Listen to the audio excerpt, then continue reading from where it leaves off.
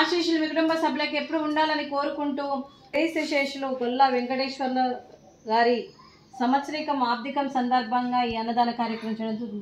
మా హృదయ పలకాలపై చెక్కిన సజీవ శిల్పం మీ రూపం, అనురాగానికి చిరునామా మీ హృదయం, మీరు వేసిన అడుగు ఆదర్శం, నడిచిన దారి సదాశయం. ఆశీస్సులు మీ కుటుంబ సభ్యులకు ఎప్పుడు ఉండాలని కోరుకుంటూ క్రీస్తు శేషులు పితృదేవతలైన శ్రీ గొల్లా వెంకటేశ్వర్ల గారికి నమస్మాంజలి. ధనలక్ష్మి గారు, నరేష్ గారు మీరు అన్నదానం చేస్తున్నారు, మేము అన్నదానం స్వీకరిస్తున్నాం.